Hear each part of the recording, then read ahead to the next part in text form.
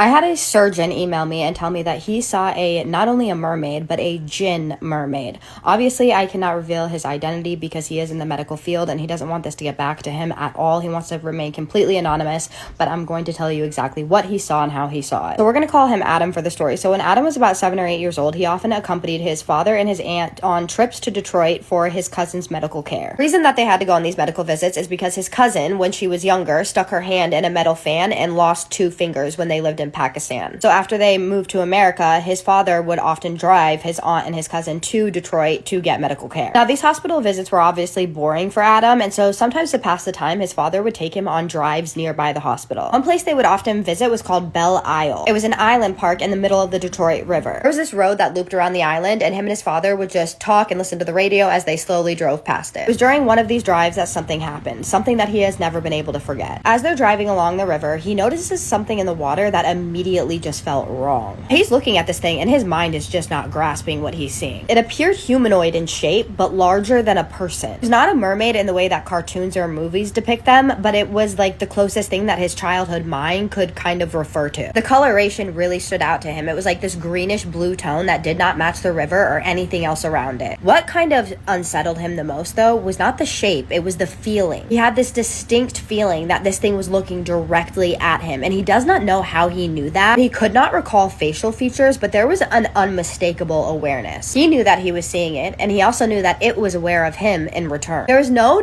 distinct feeling of threat or malice. If anything, he just felt confusion, almost as if it was just a surprise that he could see it as he was to be seeing it. So the entire encounter only lasts a couple seconds, but instinctively he turns to his dad to tell him what he's seeing. Before he could even finish speaking, the figure just slipped back beneath the surface of the water. Here's the weird part. As it disappeared, he saw its lower half clearly. What went under was not human at all. This thing had a massive, powerful tail, wide and horizontal like that of a whale. It moved with a single smooth motion, submerging completely and leaving the surface of the river strangely calm. Then when he turns back to look at it, it's just gone. At this point, he doesn't know how to explain what he saw, and he immediately begins to doubt himself. But the memory never faded. He still remembers the color, the shape, and that brief moment of shared awareness. Later on that night, he starts talking to his dad about it, and to his surprise, his dad tells him that he believes that he saw something too. His dad saw that he saw a dorsal fin on a tail fin sticking out of the water, like that of a large shark. And on a side note, his dad spent approximately 2 decades of his early adult life working on fishing trawlers and cargo ships. He was a radio officer, so he sent and received Morse codes to communicate with other ships and those on land. He said that his dad has seen things that other people don't know about, that there is stuff in the water that people don't know about. And here's the interesting part. Adam, as an adult with more cultural and theological context, he has come to his own interpretation. In Islamic tradition, there is a class of jinn known as Mermaid, beings often associated with water. Personally, he believes that what he encountered may have been a Mermaid, not something evil or predatory, but something that exists alongside us, usually unseen. He said that of course he doesn't rule out any logical explanations. The Great Lakes do connect to the ocean, and sharks like bull sharks can live in fresh water for years, and it's not out of the realm of possibility that one made it to the Detroit River. But he said, and I quote, "But what I remember seeing was not a shark, at least not the top half." Detroit has had a long reputation of strange and unsettling experiences. Packs of wild dogs roaming parts of the city. This is something I did not know. The city's folklore also includes Lanan Rouge, a devilish imp said to appear as a harbinger of bad luck. This is going back to the founding of Detroit in the 17th century. Even as a child, Adam had a vague sense that Detroit carried layers of history and oddness beneath the surface. Interestingly, the last reported sighting of Lanan Rouge was in 1976. It was before a large snowstorm that ravaged the city. And this year is said to be on par with 1976 in terms of snow accumulation and cold weather. So there may be more sightings of the red dwarf. So what did you guys think about that story?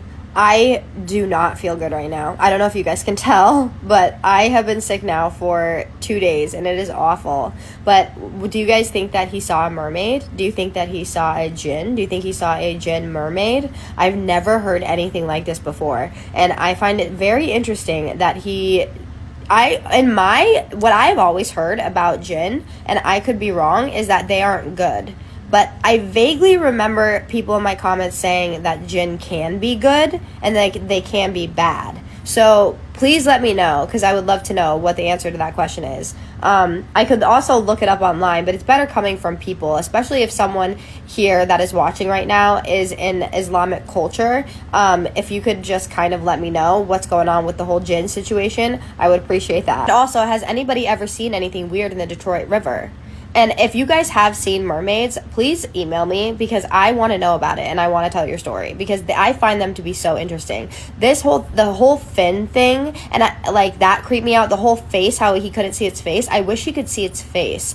But so weird to know that something is looking at you without seeing its face. I've gotten so many stories where people are like, it had no face, but I knew that it was looking at me. Now I'm going to go on like a deep dive about the Detroit River, because that is so interesting to me. But tell me what all your thoughts, opinions, and suggestions are in the comments. And as always, please be respectful. And with that being said, I'm not going to do my favorite part, which is the shout outs. 25645, you are so sweet. Thank you so much for what you said. I really appreciate that. I appreciate you commenting and pushing my videos out, and I appreciate you loving my stories. That means so much to me. I appreciate you watching them. Honestly, the fact that I have 150,000 people now that like my stories and follow me is so unreal to me. I need to do like a little celebration for 150K, because I am so lucky, especially because of all the people that I have following me are so nice, including you, and I appreciate you being a part of that so much. You have no idea. I feel so lucky to have people like you just in my corner and in my community, and I truly hope you know how much I appreciate you as an individual. Thank you so much for supporting me. I love you. Michelle.Winford, you're so sweet. I feel so lucky to be your favorite storyteller. That is my favorite when I hear that, as you guys know, because there are a lot of very good storytellers on here. Really good storytellers. The paranormal community is filled with just the most awesome people, honestly, genuinely, that are so talented and so kind. And so when people tell me that I'm their favorite, it really is such a huge compliment. So thank you so much for commenting and saying that and pushing out my video. Thank you for being a part of my community and watching my, sorry, I have something in my eye, watching my videos. It truly does mean so much to have you in my corner and have you be a part of this little thing that I have built. So I hope you know that. Thank you. I love you. And with that being said, my name is Kajsa, and I tell your paranormal experiences on here, or paranormal experiences that you recommend to me from the paranormal world. So if you're into that, hit that follow button, and I just need you to do 3 things for me. And what are those? Keep sending me your scary stories, have a safe night, and what's the third one? Say it with me. Have a spooky night. Love you guys so much. See you in the next one. Spooky kisses and haunted hugs.